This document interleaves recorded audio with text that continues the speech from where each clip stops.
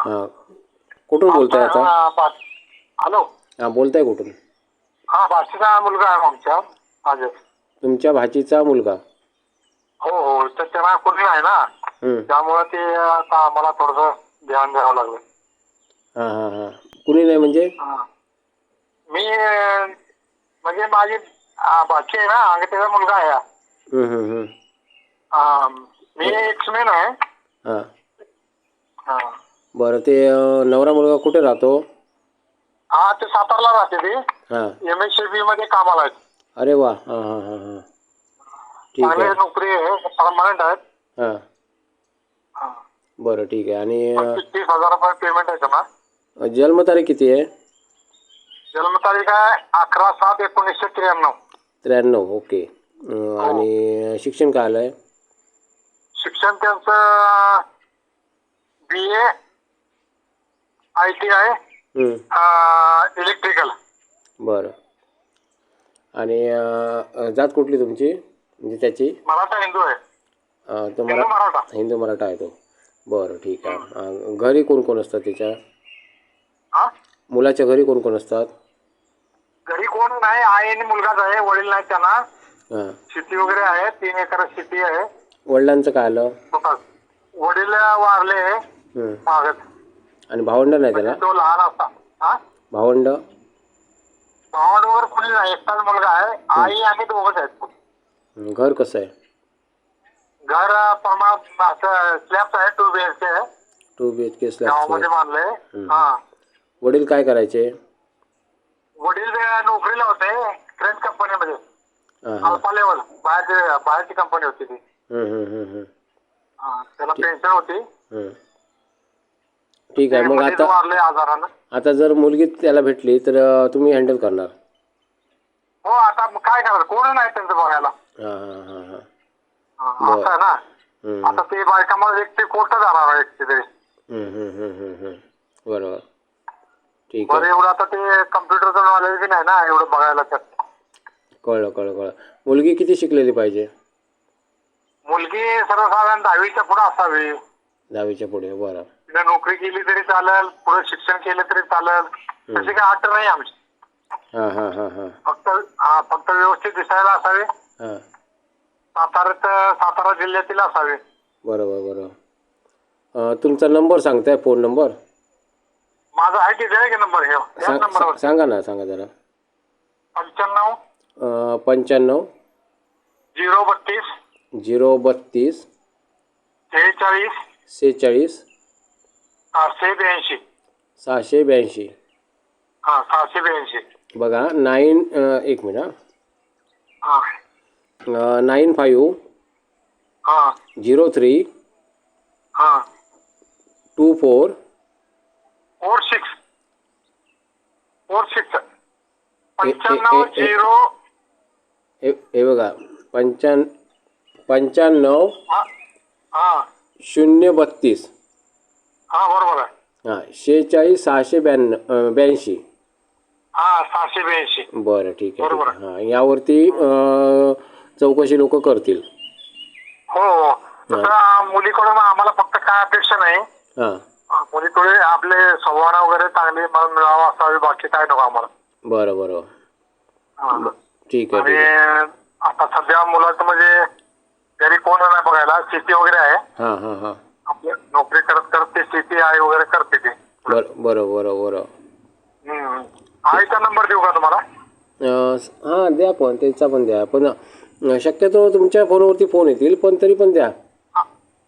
ठीक आहे. देतो. 95 52 95 52 97 97 77 39. ठीक आहे. हा मुलाच्या आईचा. सुमन जाधव. ठीक आहे. त्यांना बोलता येईल ना? फोन केलेला बोलता येईल. फक्त एवढं जास्त म्हणजे माहिती नाही ना. नाही तर तुम्ही बोला ना. तुम्ही बोलला तरी चालतं. असं आहे ना. नाही, तुम्ही बोलला तरी चालेल साहेब. हे बघा, आम्ही फक्त समोरच्याचे खरे नंबर देतो, कारण बऱ्याच ठिकाणी फसवलं जातं. खरे नंबर पाहिजे ते. म्हणजे बाबा हाच नंबर आहे का म्हणून आईचा नंबर द्यावा, दुसरं काय नाही. बरोबर. बाकी सर्व बऱ्याच ठिकाणी एजंट लोक काय करतात, पार्टीचा नंबर देत नाही समोरच्या. नाही नाही 5 नंबर काय राहायचा गुपित कसं ठेवायचं. म्हणून मी रेकॉर्डिंग घेतो आणि पार्टीला सांगतो तुमचा नंबर सांगा, यासाठी सांगतो मी. हा नाही तर माझ्याकडे नंबर असतो तुमचा. हा खरं आहे तेच पाहिजे ना. बरोबर बरोबर. मग खोटं असतं तर आम्ही दुसरीकडे नसतं केलं का. हो हो हो. तुमचं तुम्हाला साहेब मी काल हां तुम्हाला कॉल येतील चांगले, परंतु खात्री करून पुढे जा, खात्री करा त्यांची खरं आहे की खोटं आहे ते बघा. हां कारण कसं ॲक्च्युअल आजकाल फ्रॉड चाललेत, म्हणजे मुलं पण फसवतात, मुली पण फसवतात. नाही बरोबर आहे. त्यामुळे चौकशी करणं महत्त्वाचं आहे. कुठे काय हां 7% चालले असं बघा. हळू प्रोसेस झाली तरी चालेल, पण काळजी घ्या. तुम्हाला कॉल भरपूर येतील, काय टेन्शन घेऊ नका, पण ते हां त्यांच्याशी बोला, व्यवस्थित सविस्तर चर्चा करा आणि मग हे करा. सातारा शिट्टीच्या जवळच गाव आहे त्यांचं. हां एक वही घालायची, एक त्या वहीमध्ये एक नोटबुक ठेवायची, वही. वहीमध्ये पेनाने लिहून ठेवायचं, एका पानावरती लिहायचं आज कोणाचा कॉल आला, अमुक आला, तिची थोडक्यात माहिती लिहायची आणि ती काय बोलली ते लिहायचं. त्याच्यानंतर दुसऱ्या पानावर दुसऱ्या मुलीविषयी लिहायचं. नंतर तिला समजा दुसऱ्या दिवशी फोन लावला तिला, तर काल काय बोलली, मी आज काय बोलली, याचा अभ्यास करायचा. कळलं ना. असं 15 दिवस बोला त्यांच्याशी सगळ्यांशी आणि नंतर ठरवा तुम्हाला कुठली पाहिजे ती, आणि तुम्हाला स्वतःहून कॉल येणार. हां काय टेन्शन. हां काय म्हणताय. आम्ही म्हणलं चेक करू. हो चेक करूनच पुढे जा, कारण मी जबाबदार नसतो साहेब. हां मी जबाबदार नसतो, कारण कसं आम्हाला माहिती नसतं ना कोण कॉल करतं ते. बरोबर आहे. हो हो म्हणून मी कामं घेत नाही तर मी कामं घेतली असती. नाही ना ठीक आहे. हे आहे तुम्ही केले हे योग्यच आहे. हो हो त्याबद्दल काय शंकाच नाही आम्हाला.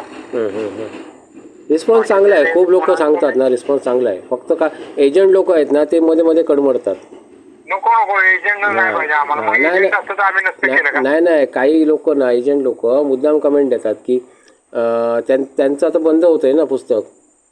हा बरोबर आहे. त्यांची फ्रॉडगिरी सगळी बंद होते. ऐका की चांगली कामं करणाऱ्याला अडथळा येतातच.